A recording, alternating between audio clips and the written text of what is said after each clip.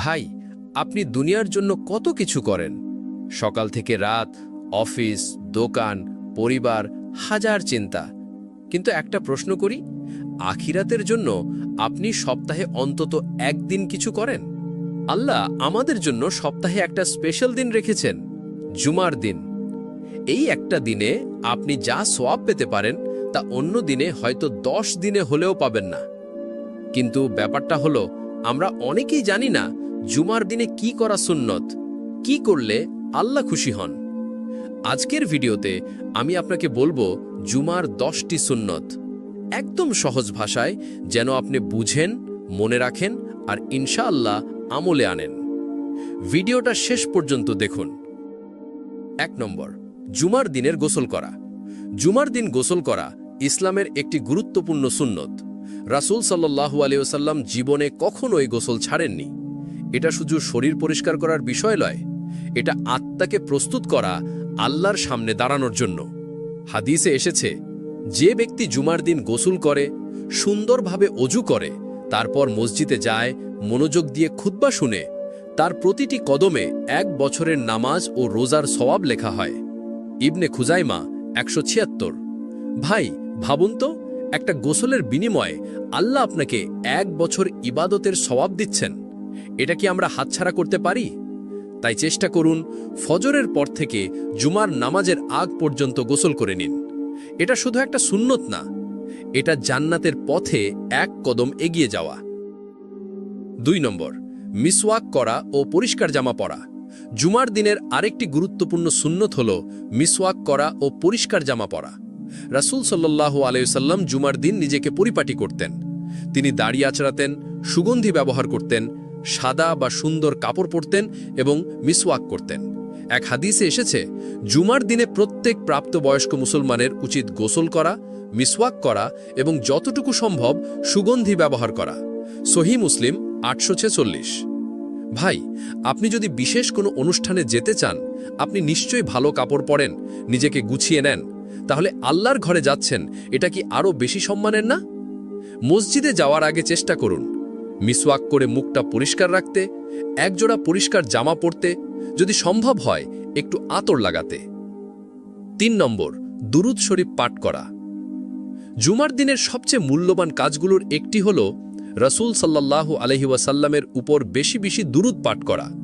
এই দিনটা এমন এক ফজিলতপূর্ণ দিন, যেই দিনে দুরূদ পাঠ করলে তার সরাসরি রাসূল সাল্লাল্লাহু আলাইহি ওয়াসাল্লামের দরবারে পৌঁছে যায়। রাসূল বলেন, তোমরা জুমার দিন ও রাতে আমার উপর বেশি বেশি দুরূদ পড়ো, তোমাদের দুরূদ আমার কাছে পৌঁছানো হয়। আবু দাউদ 1531। ভাই, ভাবুন তো, আপনার নামটা যদি রাসূলের সামনে পেশ করা হয়, আপনার পাঠ করা দুরূদ যদি উনি জানেন যে এই বান্দা আজ আমাকে ভালোবেসে দুরূদ পাঠ করেছে, এটা কি ছোট কোনো সম্মান? জুমার দিন সকালে ঘুম থেকে উঠে 10 বার, 50 বার, 100 বার, যতটা পারেন দুরূদ শরীফ পড়ুন। মসজিদে যাওয়ার পথে, বসে থাকা অবস্থায়, এমনকি যখনই আপনি সময় পান, বেশি বেশি দুরূদ করার চেষ্টা করুন। এই দুরূদই হতে পারে আপনার গুনাহ মাফের ও সুপারিশ পাওয়ার মাধ্যম। 4 নম্বর, সূরা কাহাফ তিলাওয়াত করা। জুমার দিনের অন্যতম বরকতময় আমল হল সূরা কাহাফ তিলাওয়াত করা। এই সূরাটি এমন এক নূরের উৎস, যে ব্যক্তি জুমার দিন এটি পাঠ করে, আল্লাহ তার জন্য 1 সপ্তাহ পর্যন্ত নূর সৃষ্টি করে দেন। রাসূল সাল্লাল্লাহু আলাইহি ওয়াসাল্লাম বলেন, যে ব্যক্তি জুমার দিন সূরা কাহাফ পাঠ করে, তার পা থেকে মাথা পর্যন্ত নূর ছড়িয়ে পড়ে, আর পরবর্তী জুমা পর্যন্ত তার জন্য আলো থাকবে। ভাই, আমরা তো ফোনে ঘন্টার পর ঘন্টা সময় দিই, শুধু 10 থেকে 12 মিনিট সময় লাগবে এই সূরাটি পড়তে। আপনি যদি আরবিতে পুরোটা না পারেন, তাহলে বাংলায় অর্থসহ পড়ুন, না হয় মোবাইল অ্যাপে শুনুন। কিন্তু আল্লাহর এই বিশেষ আলো থেকে নিজেকে বঞ্চিত করবেন না। এই আলো শুধু চোখে দেখা আলো না, এটা হৃদয়ের আলো, ঈমানের আলো। চেষ্টা করুন জুমার দিন ফজরের পর বা জুমার নামাজের আগে বা পরে সময় বের করে পরিবারের সাথেও একসাথে পড়তে পারেন, যাতে ঘরটাই হয়ে ওঠে আলোয় ভরা। এই এক সূরার বরকতেই হয়তো আল্লাহ আপনার জীবনে এমন নূর দিবেন, যেটা আপনি কল্পনাও করেননি। 5. জুমার নামাজে আগে ভাগে মসজিদে যাওয়া। জুমার দিন শুধু নামাজ পড়লেই হয় না, সুন্নত হল আগে ভাগে মসজিদে যাওয়া। রসূল সাল্লাল্লাহু আলাইহি ওয়াসাল্লাম বলেন, যে ব্যক্তি জুমার দিন সর্বপ্রথম মসজিদে প্রবেশ করে সে যেন একটি উট কুরবানি করল। দ্বিতীয় যে ব্যক্তি মসজিদে প্রবেশ করে সে যেন একটি গরু কুরবানি করল। তৃতীয় যে ব্যক্তি মসজিদে প্রবেশ করে সে যেন একটি ছাগল কুরবানি করল। অতঃপর চতুর্থ যে ব্যক্তি মসজিদে গেল সে যেন একটি মুরগি সদাকা করল। আর পঞ্চম যে ব্যক্তি মসজিদে প্রবেশ করল সে যেন একটি ডিম সদাকা করল। দেখলেন ভাই, আপনি যত আগে যাবেন সওয়াব তত বেশি পাবেন। আমরা অনেকেই খুতবা শুরুর ঠিক আগে যাই, কখনো কখনো রাকাতও মিস হয়ে যায়, কিন্তু এতে আমরা যে কত বড় সওয়াব হারাচ্ছি ভাবতেও পারি না। মনে রাখুন, আগে ভাগে মসজিদে যাওয়া মানে শুধু সওয়াব নয়, আল্লাহর বিশেষ রহমতের তালিকায় নিজের নাম লেখানো। 6. খুতবা মনোযোগ দিয়ে শোনা। জুমার খুতবা এটা শুধু একটা বক্তৃতা না, এটা নামাজেরই অংশ। অনেকে ভাবেন খুতবা চলাকালীন একটু মোবাইল চেক করলেই বা বন্ধুকে কিছু বলে দিলেই কিছু হবে না, কিন্তু হাদিস কি বলছে? রাসূল সাল্লাল্লাহু আলাইহি ওয়াসাল্লাম বলেন, যখন ইমাম খুতবা দেয় আর তুমি যদি তোমার পাশের বন্ধুকে বলো চুপ করো, তবুও তোমার জুমা বরবাদ হয়ে যাবে। বুখারী ও মুসলিম। বুঝলেন ভাই, খুতবার সময় এমনকি কাউকে শাসানোও নিষেধ, চুপ করিয়ে দিলেও নিজের স্বভাব চলে যায়।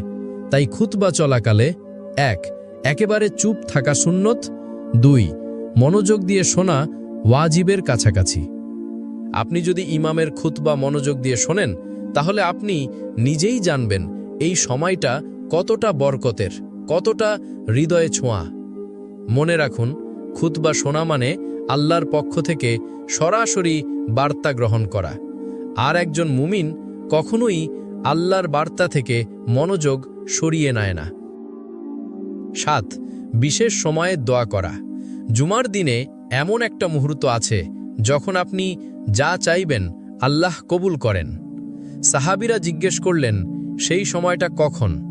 রাসূল সাল্লাল্লাহু আলাইহি ওয়াসাল্লাম ইশারা করলেন, আসর ও মাগরিবের মাঝামাঝি। মুসনাদে আহমদ 7332। আসরের পর অজু অবস্থায় বসে যান, 5-10 মিনিট হলেও হাত তুলে দোয়া করুন, নিজের জন্য, পরিবার, উম্মার জন্য।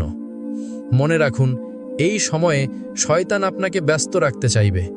ফোন, গল্প, ঘুম যাই আসুক, 5-10 মিনিট আল্লাহর জন্য রাখুন। আজই চেষ্টা করুন, হয়তো এই সেই মুহূর্ত যেটা আপনার জীবন বদলে দেবে ইনশাআল্লাহ। 8. জামাতে জুমার নামাজ আদায় করা। ভাই, জুমার নামাজ একা পড়লে হয় না, এই নামাজ আলাদা। এই নামাজ ফরজ শুধু জামাতের সঙ্গে। রাসূল সাল্লাল্লাহু আলাইহি ওয়াসাল্লাম বলেছেন, যদি মানুষ বারবার অজুহাত দেখিয়ে জুমার নামাজ ও জামাতে না যাওয়া বন্ধ না করে, তাহলে একটা সময় আসবে আল্লাহ তাদের অন্তরে সিল মেরে দেবেন, আর তখন তারা ভালো মন্দ কিছুই বুঝতে পারবে না। সহিহ মুসলিম 865। কেউ কেউ অলসতা করে, বলে ভাষায় পড়ে নেই, কিন্তু মনে রাখুন, জুমার ফরজ নামাজ শুধু মসজিদেই আদায়যোগ্য, জামাত ছাড়া নয়। তাই আপনি যদি পুরুষ হন, সুস্থ ও সক্ষম হন, মসজিদে যাওয়ার পথ আপনার জন্য খোলা থাকে, তাহলে আপনার উপর ফরজ হয়েছে জুমার জামাতে অংশ নেওয়া।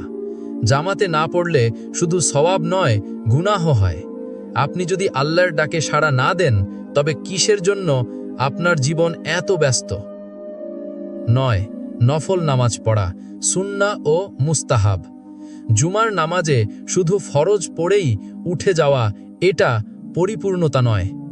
এই দিনে কিছু গুরুত্বপূর্ণ নফল নামাজ আছে যেগুলো রাসূল সাল্লাল্লাহু আলাইহি ওয়াসাল্লাম নিজে পড়েছেন এবং সাহাবীদেরও তাতে উৎসাহ দিয়েছেন। হাদিসে এসেছে, রাসূল সাল্লাল্লাহু আলাইহি ওয়াসাল্লাম জুমার নামাজের আগে 4 রাকাত এবং পরে 4 রাকাত নামাজ আদায় করতেন। তিরমিজি 510। 10. তাওবা, ইস্তিগফার ও নেক আমল করা। জুমার দিন মানেই শুধু নামাজ, গোসল আর খুতবা নয়।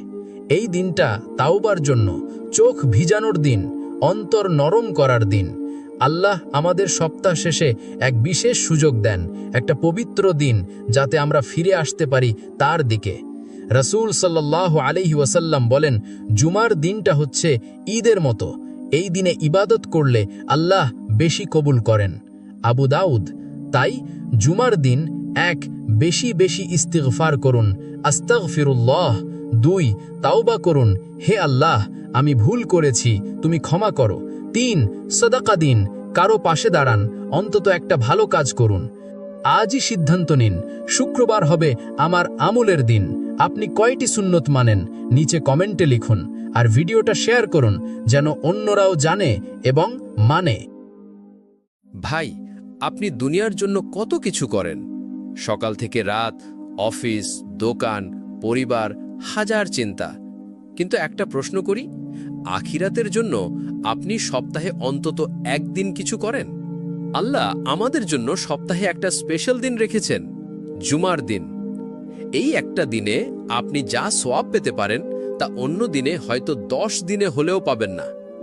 কিন্তু ব্যাপারটা হলো, আমরা অনেকেই জানি না জুমার দিনে কি করা সুন্নত, কি করলে আল্লাহ খুশি হন।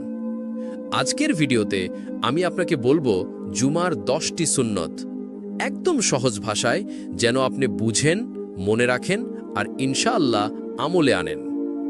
ভিডিওটা শেষ পর্যন্ত দেখুন। 1 নম্বর, জুমার দিনের গোসল করা।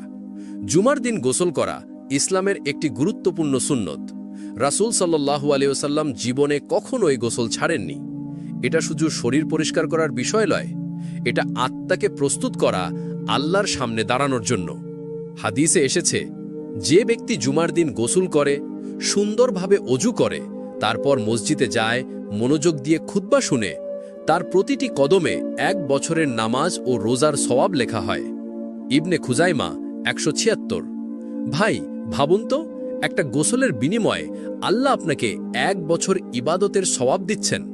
এটা কি আমরা হাতছাড়া করতে পারি?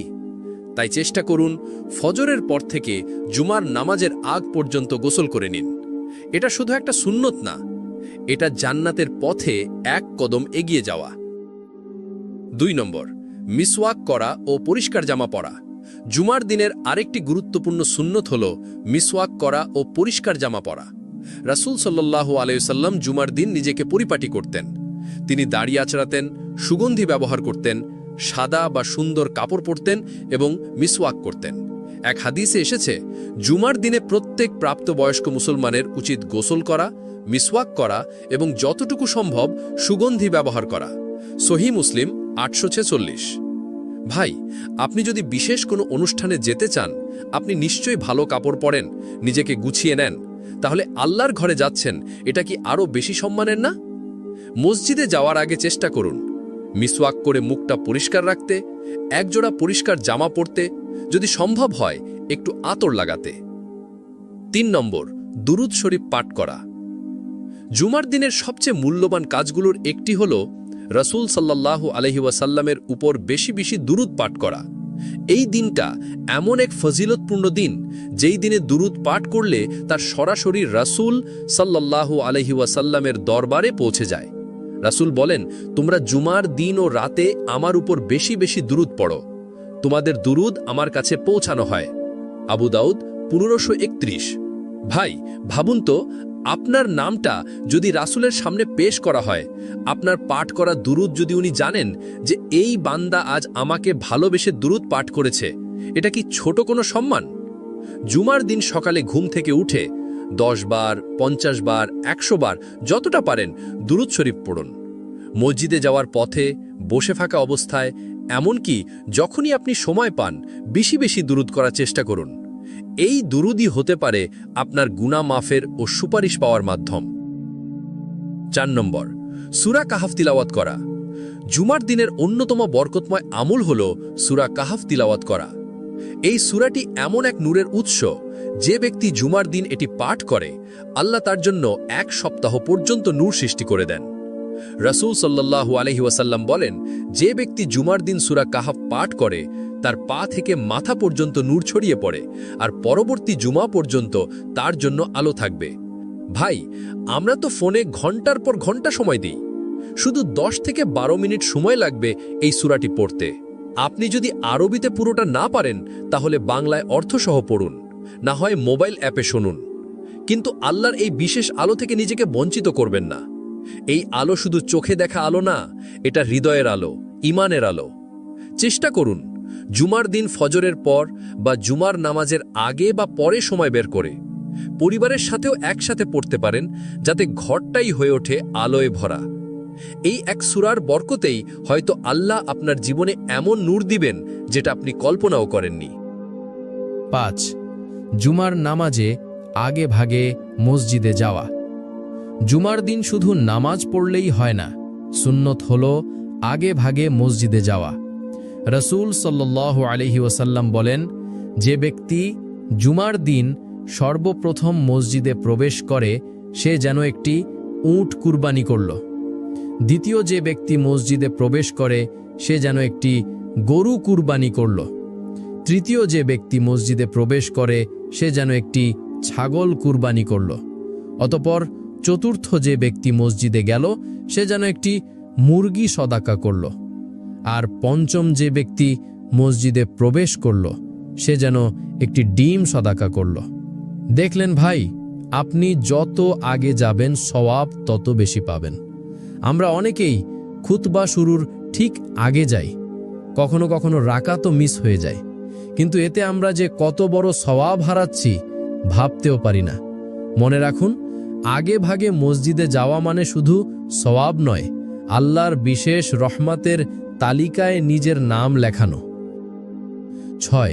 খুতবা মনোযোগ দিয়ে শোনা। জুমার খুতবা এটা শুধু একটা বক্তৃতা না, এটা নামাজেরই অংশ। অনেকে ভাবেন খুতবা চলাকালীন একটু মোবাইল চেক করলেই বা বন্ধুকে কিছু বলে দিলেই কিছু হবে না, কিন্তু হাদিস কি বলছে? রাসূল সাল্লাল্লাহু আলাইহি ওয়াসাল্লাম বলেন, যখন ইমাম খুতবা দেয় আর তুমি যদি তোমার পাশের বন্ধুকে বলো চুপ করো, তবুও তোমার জুমা বরবাদ হয়ে যাবে। বুখারী ও মুসলিম। বুঝলেন ভাই, খুতবার সময় এমনকি কাউকে শাসানোও নিষেধ, চুপ করিয়ে দিলেও নিজের সওয়াব চলে যায়। তাই খুতবা চলাকালে 1. একেবারে চুপ থাকা সুন্নত, 2. মনোযোগ দিয়ে শোনা ওয়াজিবের কাছাকাছি। আপনি যদি ইমামের খুতবা মনোযোগ দিয়ে শোনেন তাহলে আপনি নিজেই জানবেন এই সময়টা কতটা বরকতের, কতটা হৃদয়ে ছোঁয়া। মনে রাখুন, খুতবা শোনা মানে আল্লাহর পক্ষ থেকে সরাসরি বার্তা গ্রহণ করা। আর একজন মুমিন কখনোই আল্লাহর বার্তা থেকে মনোযোগ সরিয়ে নেয় না। 7. বিশেষ সময়ে দোয়া করা।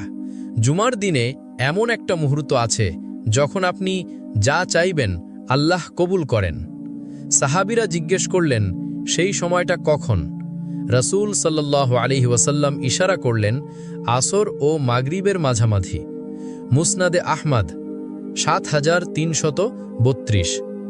আসরের পর অজু অবস্থায় বসে যান, 5-10 মিনিট হলেও হাত তুলে দোয়া করুন, নিজের জন্য, পরিবার, উম্মার জন্য। মনে রাখুন, এই সময়ে শয়তান আপনাকে ব্যস্ত রাখতে চাইবে। ফোন, গল্প, ঘুম যাই আসুক, 5-10 মিনিট আল্লাহর জন্য রাখুন। আজই চেষ্টা করুন, হয়তো এই সেই মুহূর্ত যেটা আপনার জীবন বদলে দেবে ইনশাআল্লাহ। 8. জামাতে জুমার নামাজ আদায় করা। ভাই, জুমার নামাজ একা পড়লে হয় না, এই নামাজ আলাদা। এই নামাজ ফরজ শুধু জামাতের সঙ্গে। রাসূল সাল্লাল্লাহু আলাইহি ওয়াসাল্লাম বলেছেন, যদি মানুষ বারবার অজুহাত দেখিয়ে জুমার নামাজ ও জামাতে না যাওয়া বন্ধ না করে, তাহলে একটা সময় আসবে আল্লাহ তাদের অন্তরে সিল মেরে দেবেন, আর তখন তারা ভালো মন্দ কিছুই বুঝতে পারবে না। সহিহ মুসলিম 865। কেউ কেউ অলসতা করে, বলে ভাষায় পড়ে নেই, কিন্তু মনে রাখুন, জুমার ফরজ নামাজ শুধু মসজিদেই আদায়যোগ্য, জামাত ছাড়া নয়। তাই আপনি যদি পুরুষ হন, সুস্থ ও সক্ষম হন, মসজিদে যাওয়ার পথ আপনার জন্য খোলা থাকে, তাহলে আপনার উপর ফরজ হয়েছে জুমার জামাতে অংশ নেওয়া। জামাতে না পড়লে শুধু সওয়াব নয়, গুনাহ হয়।